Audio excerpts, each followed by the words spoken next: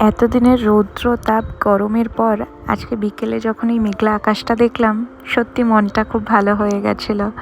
খুব আশা করছিলাম আজকে যাতে বৃষ্টি হয়, আর গরম ভাল লাগছে না। বৃষ্টি হলে ওয়েদারটা একটু ঠান্ডা হবে, রাতের ঘুমটাও ভালো হবে। আর এদিকে মনে মনে ভাবছিলাম যে ছাদে গিয়ে গাছগুলোতে কি জল দিয়ে আসবো, নাকি দরকার নেই, বৃষ্টিতে ভিজে যাবে গাছগুলো।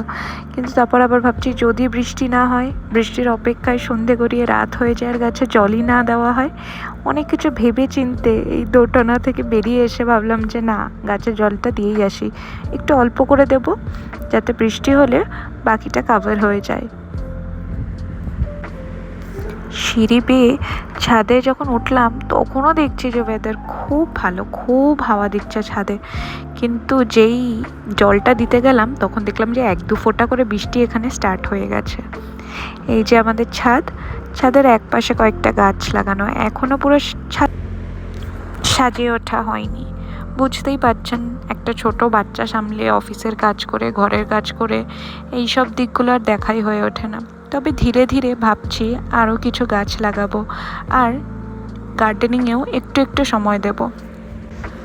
ওই যে দূরের যেই বাগান বিলাসটা দেখছেন, এটা আমার হাজব্যান্ড এবছর আমাকে ভ্যালেন্টাইন্স ডেতে গিফট করেছিল।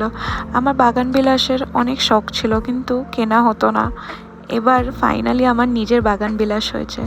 আরও ছাদে অনেক কিছু গাছ আছে, আম গাছ আছে, লেবু গাছ আছে, পেয়ারা গাছ আছে। আপনাদেরকে পরে একদিন সব গাছগুলো ঘুরে ঘুরে দেখাবো।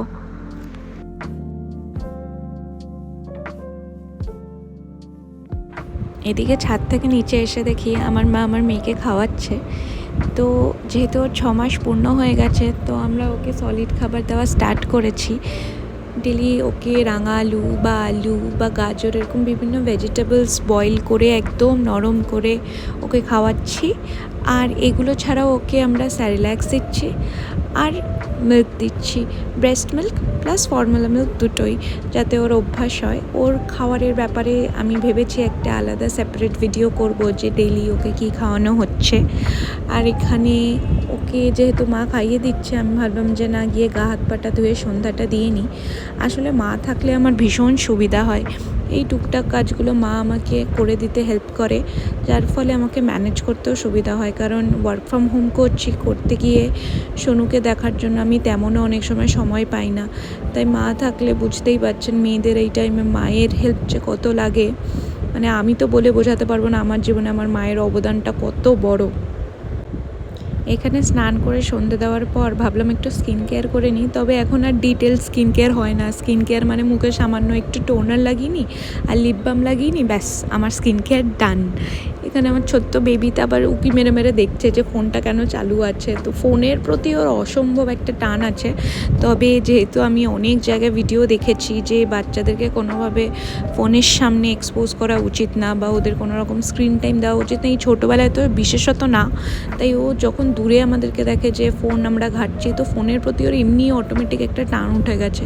ওকে এখন যদি আমরা খাটে শুয়ে রাখি, ও ধীরে ধীরে এগিয়ে গিয়ে ফোনগুলোর কাছেই ধরতে যায়।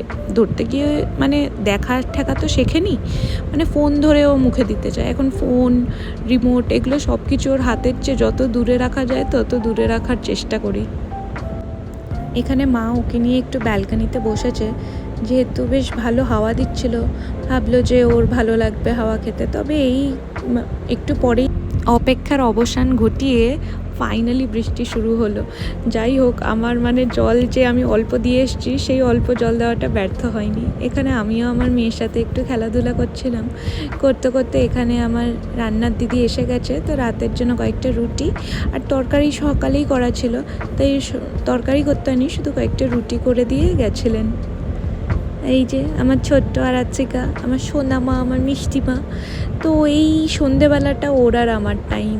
এই টাইমে ও আর কারোর কাছে থাকতে চায় না, আর আমিও ওকে দিই না এই টাইমটুকু, শুধু ওর আর আমার। এদিকে বৃষ্টি ভিজে আমার হাজব্যান্ডও চলে এসছে, ওর জন্য একটু ব্ল্যাক কফি করে দিয়েছিলাম। ও সাধারণত মিল্ক কফি খেতে চায় না, তাই আমার জন্য মিল্ক কফি আর ওর জন্য ব্ল্যাক কফি। আর মায়ের কফি অলরেডি খাওয়া হয়ে গেছে। আর এখানে আমার সোনামা দেখছে আমি কি করছি ফোনে, দেখে ওর জানি না এটা কী করছিলো, যাই হোক ও তাকিয়েছিল, আনন্দ করছিল, মজা করছিল, খেলছিল, চোখ ডলছিল, ওর অনেক কাজ, অনেক রকম আর কি এক্সপ্রেশনসও দিতে থাকে। আর এই যে আমিও কয়েকটা বিস্কুট নিয়েছি, কারণ সন্ধেবেলাটা খুব খিদে পায়, তো একটু বিস্কুট আর কফি খেলে পেটটাও অনেকক্ষণ ভরে থাকে। আর তার সাথে সাথে আর একটু ভাজাভুজি, বাঙালি ভাজাভুজি না হলে তো চলে না, আর বৃষ্টির দিনে একটু লাগে না, অল্প করে ভাজাভুজি খাবো। তো এখানে কিছু ফ্রাইস করে নিয়েছিলাম, এয়ার ফ্রায়ারে করেছি যাতে তেলের মানে কনজিউমটা আমাদের কম হয়। যাই হোক, এই মুখরোচক খেতে খেতে পরিবারের সাথে সময় কাটাতে আজকে সন্ধ্যেটা খুব ভালোই কাটলো। ওয়েদারটা যেহেতু ঠান্ডা, মনটাও খুশি। আশা করছি তোমরাও এই বৃষ্টির সময়গুলো ভালো করে এনজয় করছো, আর হোপফুলি তোমাদের জায়গাতেও বৃষ্টি হচ্ছে। তো আজকের ব্লগটা এখানেই শেষ, আবার অন্য ব্লগে দেখা হবে, ততক্ষণে টাটা, বাই।